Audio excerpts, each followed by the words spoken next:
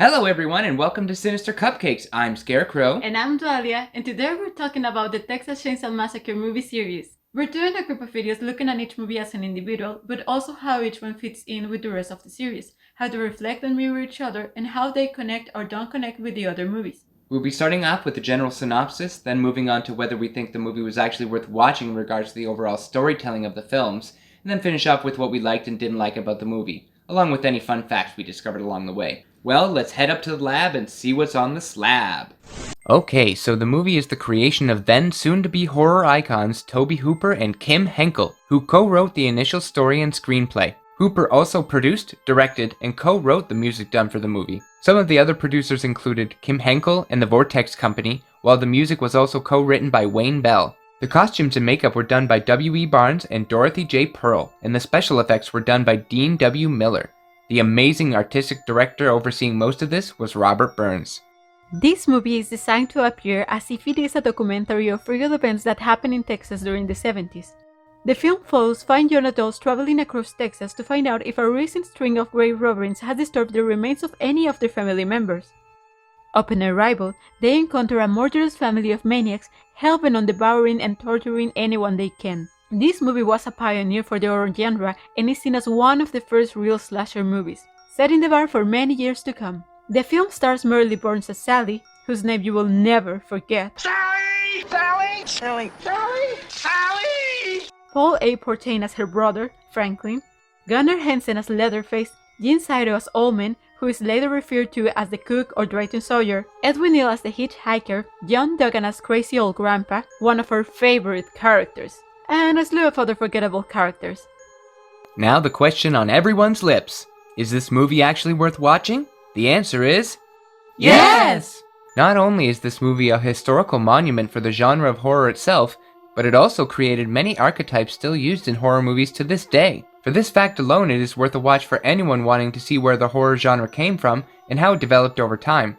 The movie's quality is definitely dated, with grimy and grainy resolution and a massive amount of unnecessary dialogue and drawn-out scenes. This may very well deter fans of more modern, better structured movies. However, the aged and dirty atmosphere only adds to the sinister and realistic feeling of the film. It makes it seem as if it actually is a documentary, and that these events actually happened.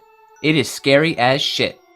What is even scarier is that even if you don't believe the events of this movie actually did happen, the fact remains that they could happen. Everyone has heard about sickening real-life examples of cases similar to this, which makes it all the more terrifying and believable when you see the disturbing events depicted in this movie. While many of the scenes are disturbing in nature, surprisingly, and in direct contrast to the name, the gore in this movie is relatively minimal. Most violence happens off-screen, the chainsaw isn't seen much, little blood is shown, and this is mostly a movie about suspense with short sequences of violence and terror.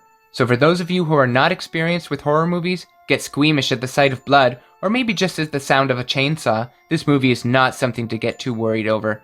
Don't get me wrong, it is scary, with a few jump scares and many disturbing scenes, but the level of gore and violence is definitely lower than what we see in modern horror movies. If you can stomach those, you can stomach this, even if the cinematography makes you feel like you're watching a snuff film. Okay everyone, so that's the synopsis with our general thoughts about the movie. If you don't want to spoil anything for yourself, we recommend stopping our video here and watching the movie for yourself. If you don't care about that, don't want to listen to us, or have already seen the movie, good for you, because this is where the fun really starts as we will be going deeper into this sinister movie. Alright everyone, now that the scary cats are gone, we can get down to the real business. We're gonna start with what we really enjoyed about the movie. Number 1. The story itself. This story was loosely based on the life and atrocities of the serial killer Edwin, who was a murderer, grave robber, cannibal, and who made or attempted to make clothing, housewares, and furniture out of human skin and bones. These details made for a horrific story which Tobe Hooper and Kim Henkel adapted into their own story and screenplay, from which the Texas Chainsaw film emerged. It is worth noting that Edwin was also the inspiration for Hollywood killers Norman Bates of Psycho and Hannibal Lecter from the Silence of the Lambs franchise, 2 of the most famous horror icons in modern history. The story is told really well, using suspense to build up to terrifying scenes and constantly keeps you guessing throughout the movie. Even Leatherface is not seen very much in it, keeping his appearance fresh, explosive, and especially unsettling. We see him just enough, and his scream tone is quick and purposeful. In the same vein, the great success of Jaws was said to be largely based on the fact that the audience did not see the shark very often in the movie, which gave it its terrifying presence and increased the suspense astronomically, since you spent most of the film anxiously waiting for the monster to appear. Additionally, we were really impressed and surprised with the lack of sexual content and innuendos included in the movie, as the things seem to go hand in hand with the horror films today. They didn't need any sexuality to draw in or keep viewers attentive, their story did it for them.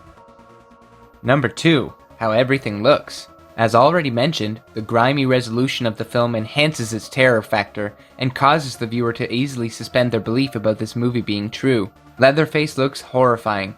His masks are scary and realistic, and the scenery really drives home how isolated and alone you are in this area of Texas. The human remains used as decorations and furniture throughout the house are artistically placed and make the entire house seem like it shelters a sort of twisted but well-structured nuclear family. Everything has its place and a place for everything. The makeup of the grandpa was also really well done and quite scary. The corpses throughout the house, including Teri McMinn while in the freezer, and especially the corpse at the very beginning, were extremely convincing and might make your stomach turn a little bit. Number 3. The actors. While quite a few characters were forgettable, the ones who weren't really stand out. The hitchhiker played by Edwin Neal was especially creepy, acting as the crazy and disturbed brother of Leatherface. The scene he's part of will live on your memory for how intense this actor gets while cutting himself or speaking in his maniacal, yet sometimes incomprehensible southern twang. Likewise, the old man / cook / writer Sawyer played by Jim Seidow leaves you hoping to never encounter a person as insane as this. As the head of the family, his torturing of the victims is unmatched, especially the scene in which he is driving Sally to the Sawyer house, constantly poking her and laughing at her screams. This scene made me cringe at how convincing his look of enjoyment was while terrorizing that poor girl. Sally's performance was also quite good, even if her dialogue wasn't the greatest, and she also got repetitive and annoying at times. Overall, her reaction of terror seemed very genuine, especially the scene where Grandpa is suckling her blood from her finger. Her wild eyes seem to transport us directly into the pain and panic she is experiencing. The close-up shots of her eyes stuck with me for a long time afterward. Number 4. How disturbing and brutal the movie is. Though purposely lacking blood or the depiction of any actual carnage, the scenes are delivered in such a way that the suspense only builds from each disturbing scene to the next. Even the scenes with no violence ooze with an incredible brutality that makes you want to look away, but you simply can't take your eyes off the screen. The entire movie was designed to elicit a visceral response from the viewer. Every scene was intended to be gross, scary, or suspenseful. Leatherface tosses his victims around like rag dolls, feathers and bones scatter the floor, and the actors themselves give incredibly genuine reactions, seeming to truly experience this hellish nightmare. This, added with the fact that these events could potentially occur in real life, makes the film a milestone in horror, now, and particularly for its time. Alright, well that's all the positive things about the movie. We would love to hear about what you thought about the movie, maybe what made it seem realistic to you, or what other movies you think are the most disturbing. So please, leave a comment in the section below. Now, we're going to continue with the things that we didn't like about the movie, or what we thought could have been done a little better. Number 1. Too many unnecessary drawn-out camera shots and dialogue. It seems like the movie could have been told in 3/4 the amount of time, but there were so many establishing shots. House, field, road, chicken. Yeah, make sure they get everything. Even some of the scenes with the actors just seemed to drag on too long, and some were completely unnecessary. Like, do we really need to see these pointless conversations and simple arguments between all these characters over and over again? Especially Franklin. He must ask if they are being followed like a dozen times, constantly yells Sally, and is all around a very hateable character. Which is what he was supposed to be, so I guess they hit it out of the park with that one. Number 2. Annoying and unforgettable characters. Each character seemed to only get a very short introduction and not too much time on screen. We never developed a relationship with any of them other than with the 2 main characters for more than half the movie. We were constantly asking each other who was who while watching it, and even now cannot remember the names of the supporting characters. And even when they are on screen, half their dialogue is pointless or annoying. You don't really care that any of the young adults are dying because they all seem so boring and meaningless, other than to be used to make blood splatters on the wall. Maybe a little more character development would have made us more upset that they were being murdered in cold blood by a psycho killer. We would love to hear what you didn't like about the movie as well, so please comment below with your ideas. Finally, it's the Sinister Cupcakes, fun facts, and honorable mentions! Woo! Starting with the fun facts. We also watched the Texas Chainsaw Massacre, the shocking true documentary, so we learned a lot about what happened behind the making of the movie as well. If you want to watch it yourself, you can find the link in the description.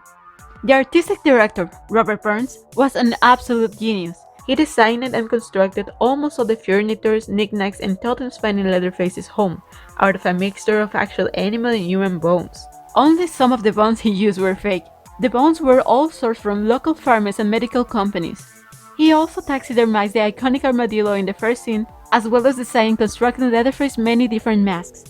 We definitely have to mention the fact that Tobe Hooper ordered in a truckload of dead, quote-unquote, domestic animals from a local pound to use as props for the movie. But due to their deteriorating condition and the lack of skills of people other than Robert Burns, not only did one of the crew get accidentally injected with formaldehyde, but the animals were deemed unusable for the film. And so, they were thrown into a pile and burned. Tobe Hooper even said he thought that if they poured gas on them and lit it up, that they would just go away. He didn't think about the fact that they were still shooting a movie, and now there was not only rotting meat laying everywhere, which was also real and actually rotting due to the heat wave going on in Texas at the time, but now the stench of burning flesh and hair pervaded everywhere for the remainder of the shoot. The movie cost around $127,000 to make, but the actual money they made is unclear due to several companies that had a hand in producing the film after it ran out of money several times. Most of the actors were also asked to defer payment until a production deal was struck, since there was no money to pay them. It is speculated to have made over $100 million, of which the actors saw very little. This seemed ridiculous for their hard work on a film seen as such a groundbreaking and influential classic.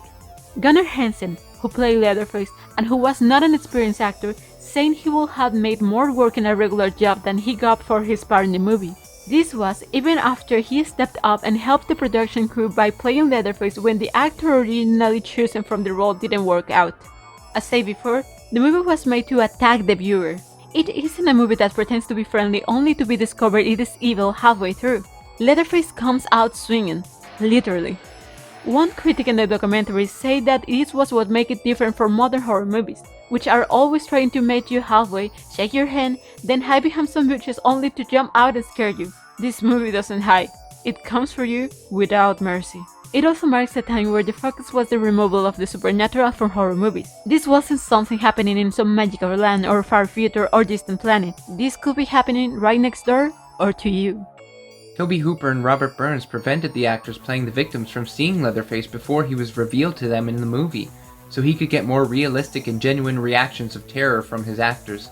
One actor even jumped out of the room, ruining a shot after seeing Leatherface for the first time. The actor who played Grandpa was actually just 18 years old and wore multiple layers of makeup and prosthetics to accomplish his old, decrepit look. Tobe Hooper seemed like a real dick. He pushed his actors farther than even they wanted to go sometimes. Marilyn Burns, who played Sally, said that her treatment on the set of the film wasn't always very good. Dirty rags that had been on the floor for days, covered in dirt and feathers, were shoved in her mouth while she was tied to a chair, unable to move or speak. She even fell from the chair, and the only reaction she got was the cameraman saying something like, "She got out of the shot, someone go get the girl," while she is laying on the ground. She had to jump out of a window 8 to 10 feet off the ground, hurting her ankle in the process and causing her to limp for some of the filming. She also had to return and reshoot her entire ending scene, because for some reason the scene had not been recorded. The heat wave that occurred during filming was pushing everyone to the brink of insanity, and Tobe Hooper and Kim Henkel would often stop shooting to discuss last-minute changes to the film, while everyone else waited outside for their direction. Leatherface only had one costume the entire 4 weeks of shooting, which they never washed out of fear of losing or altering it. The actors would also work 12 to 16-hour days in this filth and heat for an entire month. One round of shooting even lasted 27 hours. Some of the violence inflicted on the actors was real, most being pushed at the direction of Tobe Hooper himself. Jim Seidow stated that he ended up actually hitting Marilyn Burns with the broomstick in their scene together because Hooper was constantly unsatisfied with his performance while trying not to hit Marilyn too hard. The set was dangerous and outright disgusting. Real bones and feathers got into everything. Some bones were so close to the lights that they started to burn.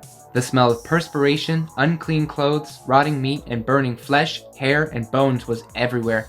People were puking constantly, just adding to the nauseating environment. By the end of the movie, almost every actor and crew member had some sort of injury. How these actors survived this experience is a feat in itself. And now the honorable mentions. These are just a few scenes we feel are some of the best points in the movie and deserve a little bit of attention. The scene where Leatherface first appears is probably the scariest moment of the film, and definitely one of the most disturbing. The way Leatherface pops out and the way his victim convulses on the floor, I had to look away. Another honorable mention has to go to when Leatherface pops out on Franklin in the forest. The moment when Teri McMinn jumps out of the freezer was one of the scariest scenes in the movie. The makeup was done really well, and we weren't sure at first if she was a real person or not. Then that jump scare, perfect. And the way Leatherface tosses her back into the freezer made me double take to make sure she wasn't just a doll. And just before this scene, seeing someone being put on the meat hog is also very unsettling. Grandpa. Just Grandpa. Can't get enough of him. This character was so weird, unnecessary, gross, had a crazy backstory, but was still just awesome. Apparently he was one of the best killers in Texas, but now he can't even hold a hammer properly. Oh, and the scene where he suckles the blood from Sally's freshly cut finger was pure nightmare fuel. So gross. This scene sticks out in my mind from the entire movie. Apparently Grandpa needs to stick to a liquid diet to keep his girlish complexion. And that's it everyone, we really hope you enjoyed our video, especially since it's our first review. We would love to hear what comments you all have and maybe what movies we should check out next time. If you like what you saw, please don't forget to like and subscribe to your channel for more sickeningly sweet content. And check us out on Facebook, Instagram, and Twitter for more updates. And also check out sinistercupcakes.com.